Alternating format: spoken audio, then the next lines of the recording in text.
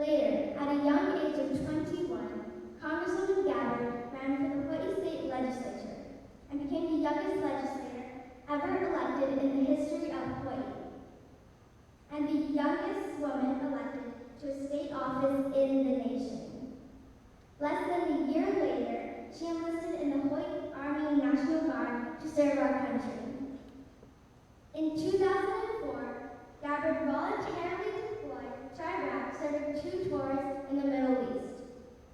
During her tour, she was awarded the first female Distinguished Honor Graduate at her Officer Candidate School, and was the first woman to ever receive an award of appreciation from the Kuwaiti military. At the age of 32, Congresswoman Gabbard won the United States House of Representatives for Hawaii's 2nd District. Although she was told that she was far too young to make an impact her first year, Congresswoman Gabbard introduced her first piece of legislation anyway, called the Helping Heroes Fly Act. This bill was designed to help ease travel for severely injured or disabled armed forces and veterans. In 4 months, her bill was unanimously passed. Welcome to Congresswoman Tulsi Gabbard. Well done. Thank you. Thank you very much.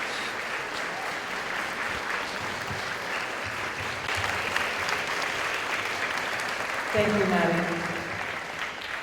That was wonderful.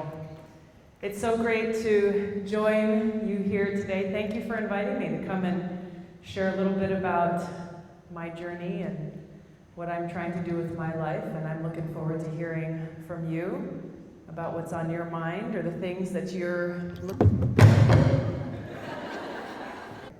I leaned on my younger sister, she's 2 years younger than me, to do all of the talking for our 2-man operation.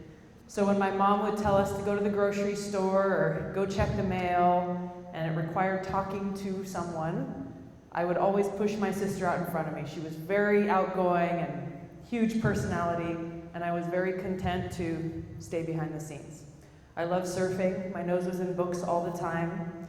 I did a lot of martial arts, and that was just fine for me. Growing up, though, our parents taught us 5 kids. We have 3 older brothers. A couple of pretty important lessons that, as a kid growing up, I think I understood what they were saying, but I didn't really know how that would be applied in my own life. The first thing that they taught us was about service. They taught us about how no matter what we chose to do in our lives, no matter what job or career path or skills or what thing we wanted to do, that didn't matter so much as what our motivation is on those around you. Because when you look at the things that we do in our everyday lives, the actions themselves really are neutral.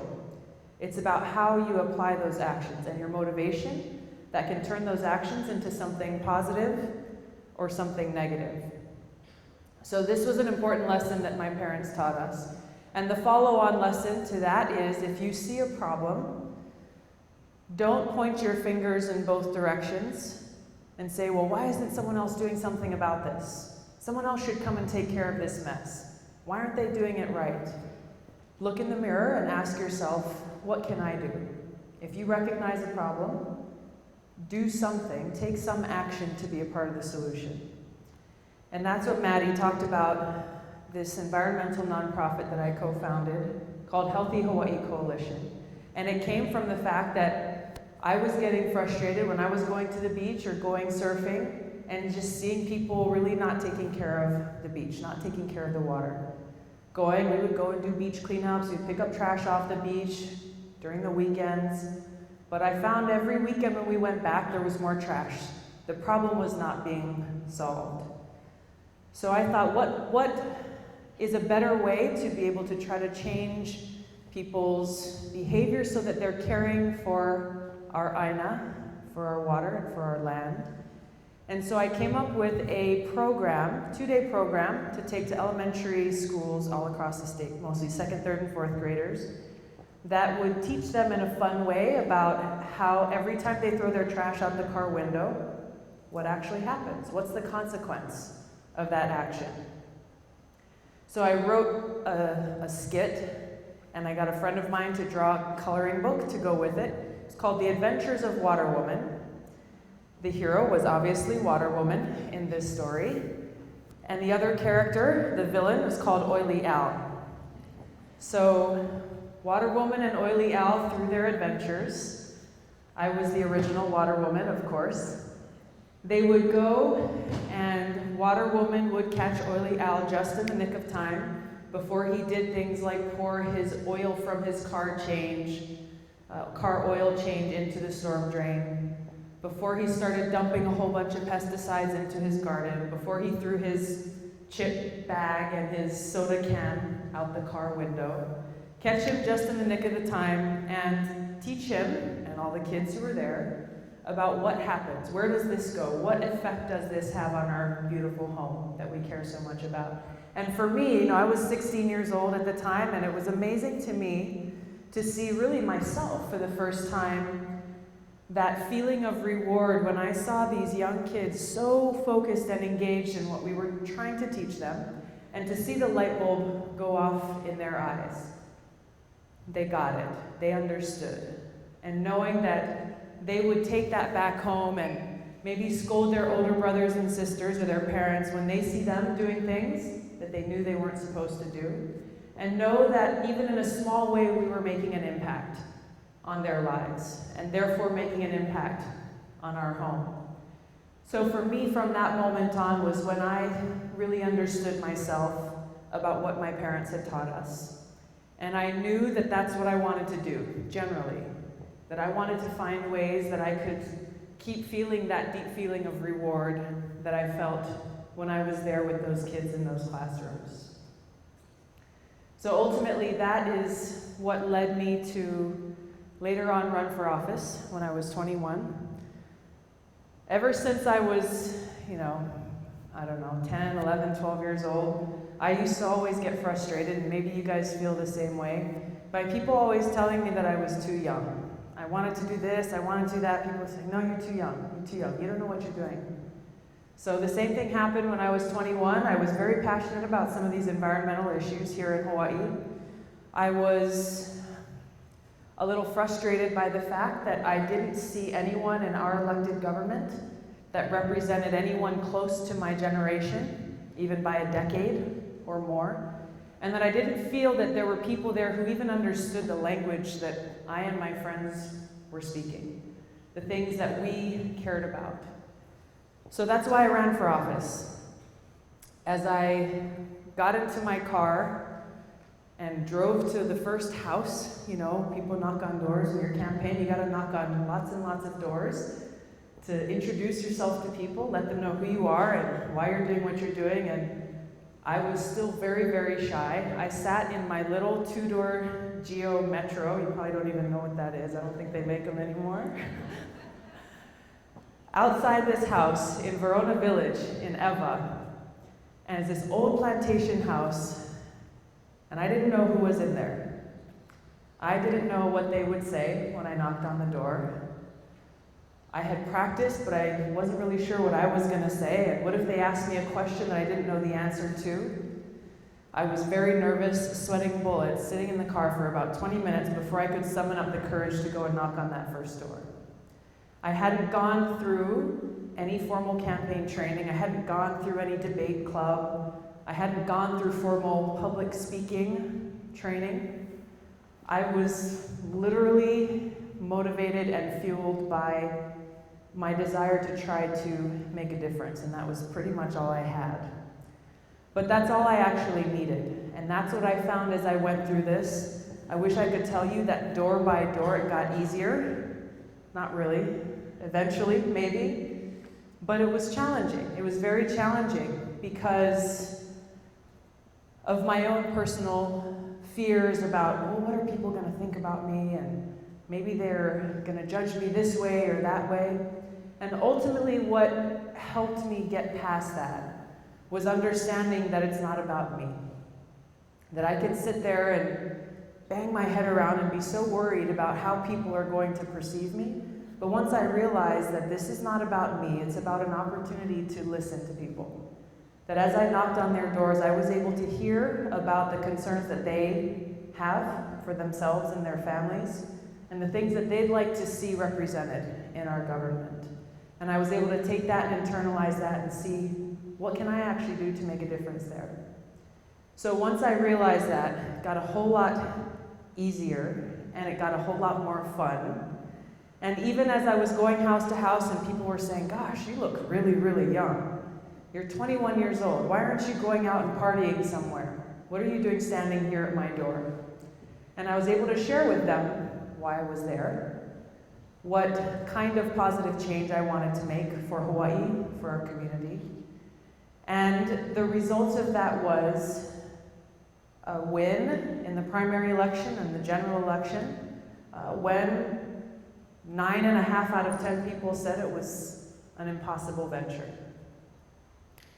After serving one term, I was campaigning for re-election to the State House when the National Guard unit that I was a part of, I was in a medical unit, was activated for duty in Iraq. And this was close to 3,000 soldiers, mostly from Hawaii, but also from Guam, Saipan, and American Samoa, activated for an 18-month-long deployment, including a train-up in Texas and about a year in Iraq. And my commander called me up shortly after the deployment notice went out and said, hey, Tulsi, guess what? Good news. You're not on the mandatory deployment roster. There's already someone filling your job. It's medical logistics. And he said, you get to stay home.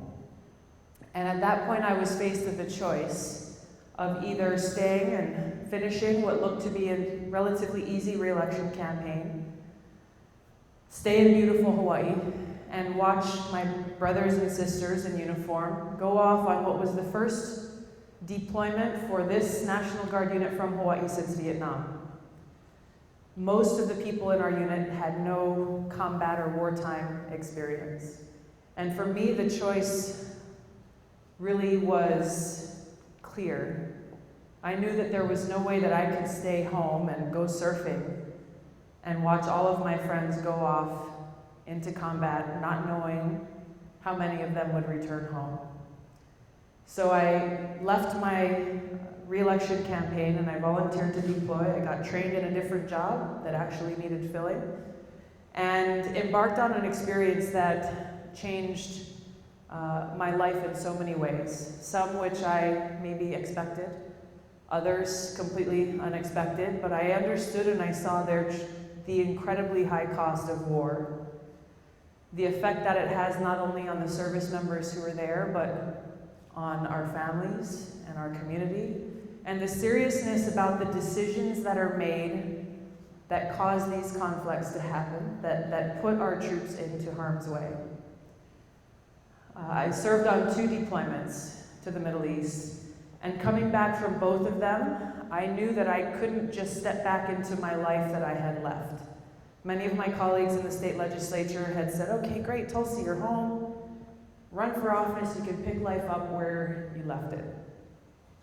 I knew in my heart that that wasn't possible, and that I had to take these experiences that I had had, some of them very difficult and challenging experiences, and try to do something positive with it.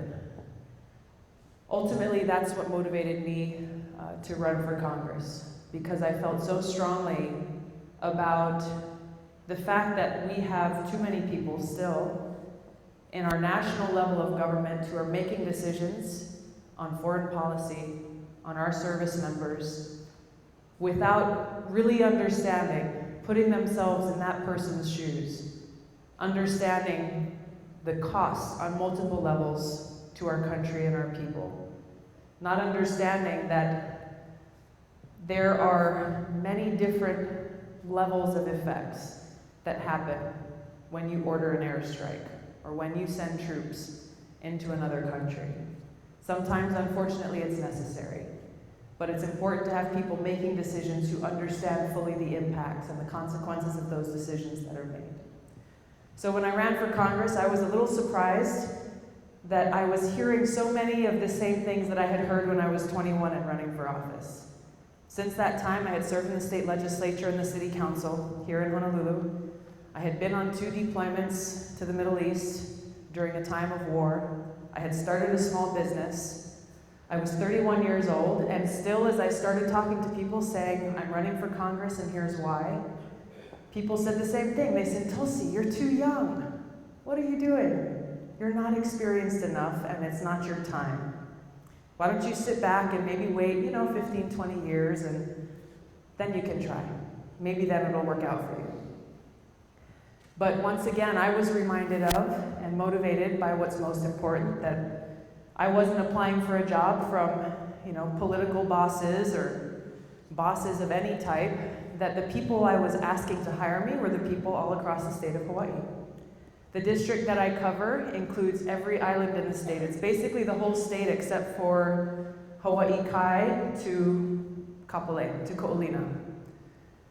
So as I traveled island to island and I met with people at their doors and in small groups and large groups, I shared with them that I was applying for a job from them, going through the most rigorous and long job interview process ever, I think, and that going to Washington meant that I would be working for them, and always keeping that in mind. So throughout that campaign, people continued to say that this is impossible. We like you, we think you're great, you've got a bright future, but don't waste your time. Keeping my focus and attention squarely where it needed to be, serving the people of Hawaii and not listening to the naysayers, is what enabled us to pull off this seemingly impossible win. We were 5 months out from Election Day. When I started the campaign, I was probably polling at like 4 or 5%. And I knew this is going to be a tough road, but I had a strategy to win. 5 months out from Election Day, I had gone from 5% to 20% in the polls. I thought, hey, this is awesome, I'm making progress. I was still 45% down from the front runner. We were able to turn that election around and win on Election Day by a 20% margin of victory because people all across the state stood up and said, we are the ones who get to make that choice about the kind of leadership we want to see for our future. Not someone on TV, not someone who owns a company, not someone who has experience in politics. Ultimately, this is the best and the beauty of our democracy when it comes right down to it. Yes, there are things that we can do to improve it, but ultimately it comes down to people. And if we focus our energy in the right direction on bringing people together towards a movement for good, for the greater good, that's when we can affect big change. Whether it's in the election of an individual, or if it's in a movement to change a law or affect or impact a policy, this is when the so-called impossible becomes possible. I've seen it in my own life, and I see it in Congress all the time. Not often enough, unfortunately. We've got a lot of issues and frustrations and things that we're dealing with at the national level, but when we see these changes happen, it always happens because people take it upon themselves to look in the mirror and say, what should I be doing to be a part of the solution? What action can I take as an individual to fix this problem? And sometimes it starts with sending a tweet. Sometimes it starts with posting something on Facebook. Sometimes it starts with picking up the phone and calling your state representative or calling your congressman. It should start with, for the seniors in the room, registering to vote to make sure that your voice is heard in the democratic process. It doesn't matter what level of action you take, whether you start at the basics or you run for office, or you mobilize a nonprofit, or you organize people, or you dedicate your business in a way that you're caring for your employees and you're making a positive impact in your community. Whatever line of work that you choose to go into, there is a way that you can take action and dedicate that into the service of others to make a positive impact. And that's been the greatest lesson that I've learned in my life, is that there are no limitations to what each of us can do as individuals to affecting that greater good and making that positive change. You will constantly run into people who will tell you why you cannot do something, why it's impossible, why you should not do it. But if you keep going back to that motivation in the core of your heart that this is not about you or uplifting yourself, but it's about empowering and uplifting and serving others around you, then you will experience a kind of armor of protection against those who are lobbing insults or negative things in your direction. And you'll be able to forge forward, blazing that path, because it's not about you. Thank you very much. Happy to answer your questions.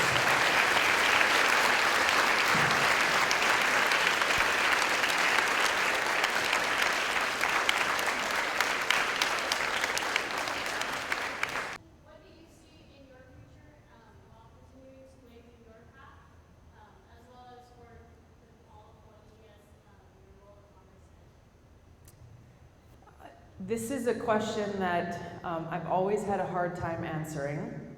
I applied for this White House fellowship a few years back. It's a wonderful, wonderful program where they take people who have begun their career path but are still young in their career, and you get to go and work in the White House as one of the most senior level positions, aides, to either the president, the vice president, secretary of defense, secretary of energy, top level cabinet members, and you get to go and work for them at the highest level for 1 year. You get to meet with Supreme Court justices, you get to meet with leaders in many different fields, so you basically get to jumpstart way ahead of kind of the normal years-long process that you would have to do in order to gain that experience. The idea is to create leaders who can take that experience, go back into their communities and take what they've learned and impact change. So anyway, I thought it was a very cool program, and it is. I applied for it and made it through the national selection process. But one of the questions that they asked me was, where do you see yourself in 5 years or 10 years? And maybe my answer wasn't satisfactory to them because I didn't have a specific title of a job or a specific position. And what I told them was, I would like to continue doing what I have done my whole life, which is constantly ask myself, where can I best be in a position to be of service or do good? And it has created kind of an untraditional path where I've been in politics for a little while, and then I left for a longer while, and taken me in different directions, but it has always, I'm grateful for all the experiences that I've had, and I think that one of the reasons why I've been able to do the things that I've done has been because I haven't constricted myself to saying, I'm going to be there in 5 years or 10 years. Constantly always moving forward, absolutely. Constantly always looking towards opportunities either that present themselves or opportunities that I can create when I don't see anything there, but always within the context of that question, all across the country. So there's a big piece of legislation that first passed in 1996 by Senator Inouye. The acronym is NAHASA, which is a much easier way, I don't know, Native American Housing Association, something. Bottom line is this $5,000 that they can leverage then to qualify for a loan to either fix up their home or just the Native Hawaiian provision, not the provisions that affect Alaska Natives or Native American tribes. And their reasoning is saying that it encourages discrimination. And so we had a big, we were hoping that this would pass by unanimous consent, by voice vote on the floor. This was just a week ago. We gave speeches and spoke in support of it. And I told the story of a family out in Nanakuli who had benefited greatly from this specific organization. You guys have heard of super PACs and big money in politics. There is a very conservative super PAC that put out a notice to all the Republicans saying that this Native Hawaiian provisional loan is unconstitutional, and if you vote for this, you will be negatively rated by this super PAC, meaning they're going to come out against you. And you're really very simple. And as a result of the relationships that I've been able to build really over my first term in Congress, and the trust that I've gotten from people who I might disagree on 99% of other issues, when I told them this is what the bill does and this is who it helps, they said, Tulsi, I respect you. And that's really where the value of relationships come in, where the value of living aloha truly, where sometimes it's harder to go up to someone who has just given a speech that makes you angry because it makes no sense, being able to put that aside and go to a place of mutual respect, knowing that this is what's in the best interest of serving Hawaii, and ultimately, you have to work with people to get things done. What do you do to keep yourself grounded and replenish yourself before going out in public? I come home as often as possible. I get back to Hawaii from Washington about twice a month. And the first thing I do when I get off the plane is I go and jump in the ocean. It's incredibly refreshing and grounding and brings so much clarity. I'm getting married in 9 days.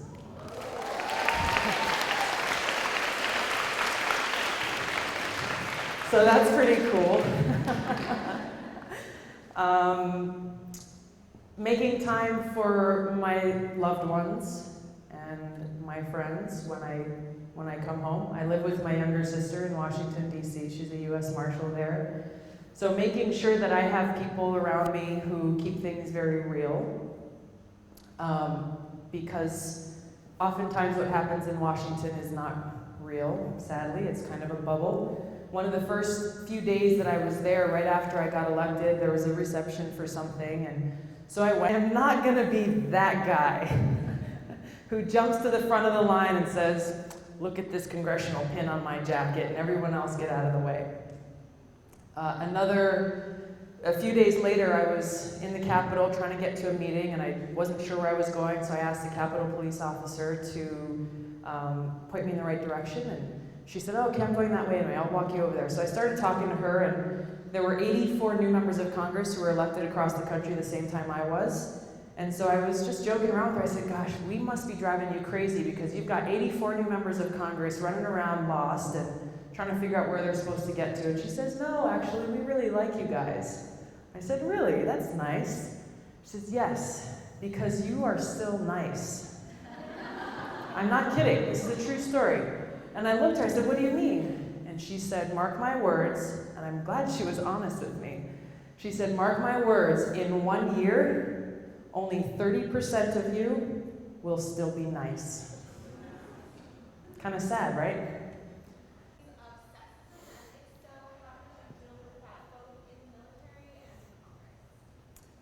Yes to both.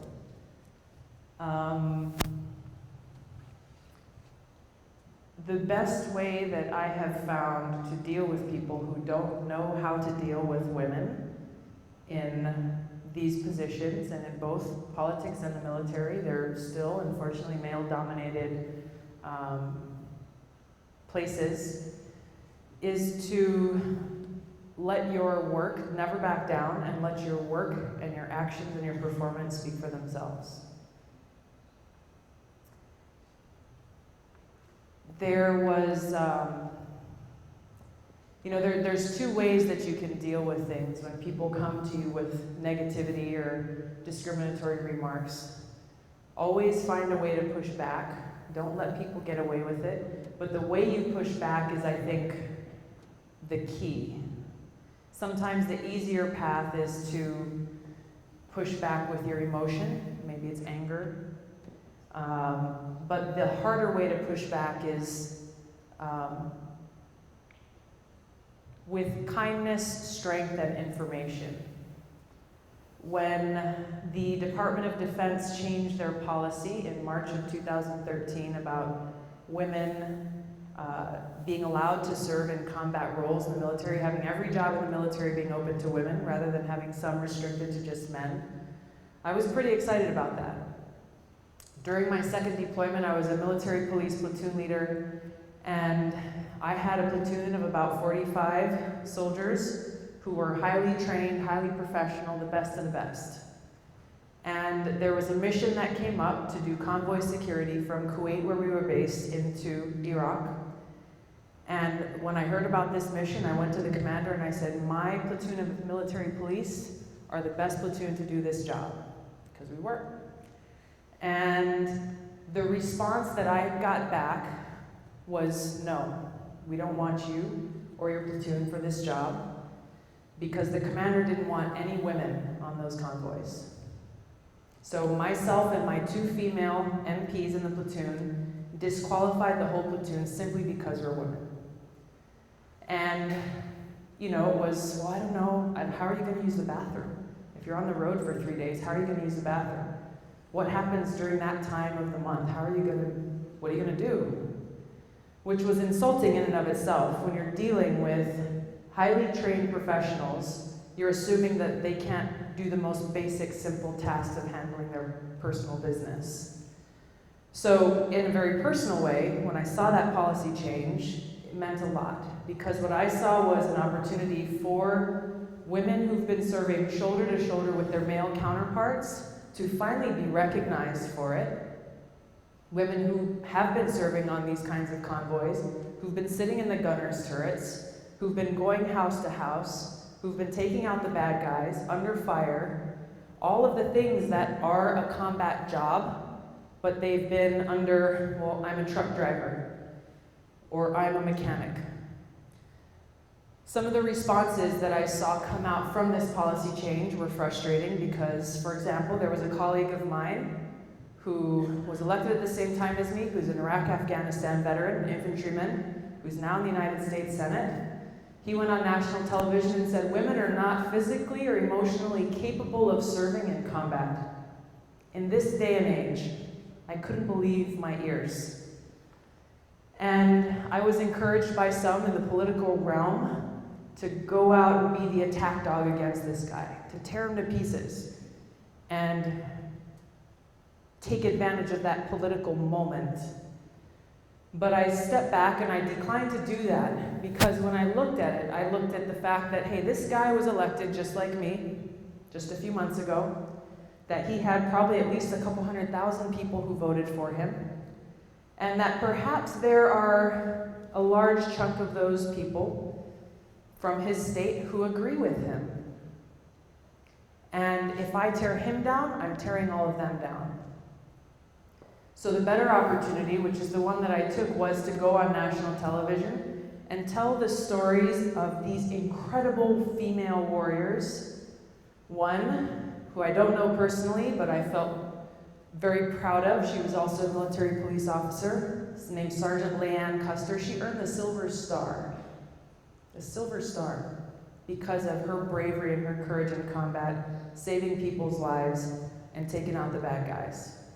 So I told her story and the story of some other people to help educate people rather than tear them down, because maybe they hadn't had the opportunity to be exposed to women like Sergeant Custer. So as people, as you will see in your future and maybe now, people will push back and will tell you that you can't do things either directly or indirectly because you're a woman.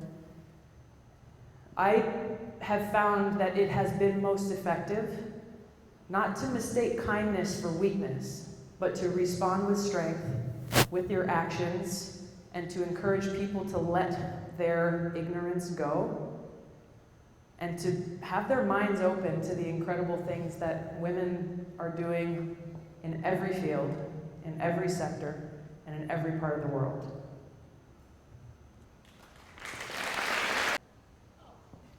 That's you. Hi. So I know that you were shy before you started running for Congress, and then by the time you were running for election, you had to give a lot of speeches. So what is your best advice when giving speeches? What do you do to get out being nervous and shy? Yeah, good question. The very first speech I ever gave was a 3-minute speech at August Arns Elementary School in Waipahu to a jam-packed cafeteria filled with almost 300 people. And my speech should have been pretty easy. I had to tell people who I am, why I was running for office. And I'll never forget how long I stood outside before I had to go in, and I thought I was gonna throw up. I was so nervous. And it was hard. But I learned every single time I got up in front of people. I'm not gonna tell you that I'm not nervous anymore. Still get a little nervous before I go on TV or before I go and talk to people. But it was Senator Inouye, actually, that gave me very good advice. That helped me get over my nerves being crippling or getting in the way of my being able to communicate, which is when it becomes a problem. And that is to personalize what you're saying and what you're doing, and recognize that you have the opportunity to share something very special in your heart with the people you're talking with. So whether you're talking to one person, you're talking to a group of 100 or 200, or a group of 50,000 people, that you don't look above people's heads. You don't look off into the wilderness and get lost in your mind. That you look into people's eyes and you connect with them and you share what's in your heart. And so you accomplish a couple of things when you do that. First of all, it makes it personal because you're having a conversation with a person, a real live, breathing human being. And you're able to more effectively communicate your message, because by you connecting with them, then they're connecting with you. So it doesn't become just another boring speech, it becomes a conversation between people, whether, again, regardless of the group of people, like the size. One of the examples he told me was, when you're walking along in a parade and you're shaking someone's hand, maybe you're only interacting with them for a split second. But if you're present and you're focusing in that split second, that's a very meaningful moment for both of you. If you're talking to a larger crowd, when I spoke, the biggest crowd I've spoken in front of was at the Democratic National Party in Charlotte, North Carolina, and it was a stadium filled with people. And I remembered his advice in making it personal. And by doing that, you remember what you're doing and why. Then it helps get rid of the nerves, and it just makes it a conversation rather than a performance. Why do I have tears forming in my eyes? It was the nerves. And I remember being so happy at that moment that I wasn't giving a speech about something like, stop signs or the importance of crosswalks. I spoke about something very personal, so it didn't seem so weird, but thank you so Amazing. much. Thank you. How about another round of applause? We want to thank you for serving all of us so well, and congratulations Thank you very much. on your big day. Thank you. Thank you.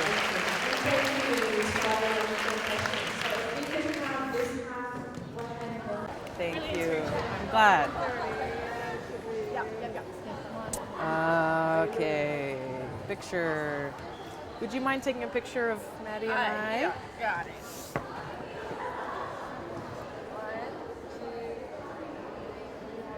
Perfect. Thank you, Maddie. Well, and the third one is an ideological solution, where people have to recognize the ideology that's driving ISIS, how it's different, very, very different, and far more extreme than the vast majority. There's not an easy answer, but there must be strong solutions in each of those three categories. So do you think they'll ever reach the U.S.? Let's say what? Do you think they'll ever reach the U.S.? I do.